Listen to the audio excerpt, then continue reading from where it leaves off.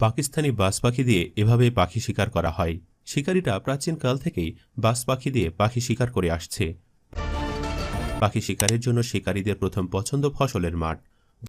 দূর দূরান্ত থেকে গাড়ি হাঁকিয়ে শিকারী পাখি ধরতে আসে এখানে।